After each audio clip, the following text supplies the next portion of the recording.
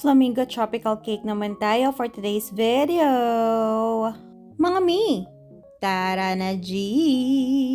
Saktong-sakto ang team ng cake na ito sa season ngayon dito sa Pilipinas.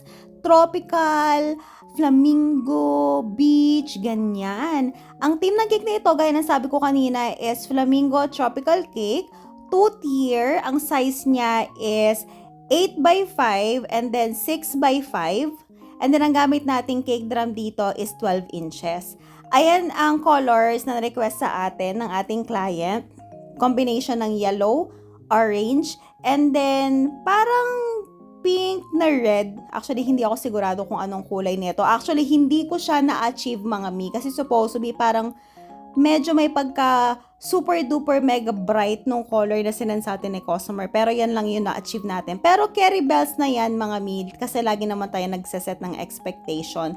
And ine-explain natin kung ma-achieve ba natin or hindi yung mga nire-request nila. Kung napansin niyo ganyan tayo mag-icing ng 2-tier cake natin. Bali magkapatong muna yung ating dalawang tier na cake bago natin sila fina-final coating kasi masanay ako sa ganyan. May mga dawas na yan sa loob. Yung mga dawas na nilalagay ko dyan is meron niyang 4 na boba straw sa bottom. Tapos doon sa loob ng boba straw, meron ding mga barbecue stick na nakatagos yan hanggang sa pinakailalim ng cake drum.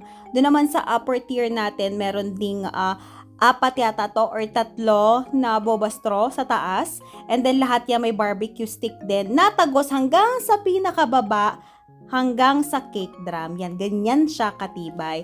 At ito na nga yung mga toppers na nilalagay natin. Papers, yung mga toppers.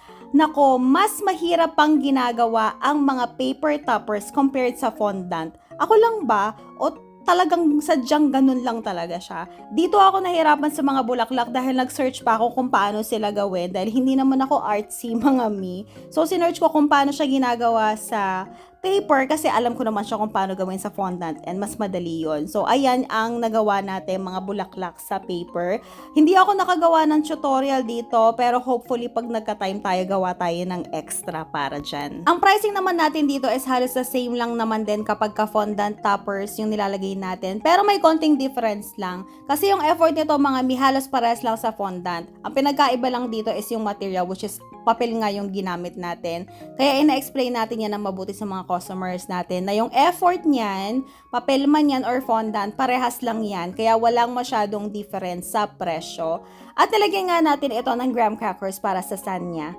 At ito na ang final result! O diba, ang shala ng cake natin, napakasarap tingnan sa mga mata. And that's it for today. See you on our next video. Bye!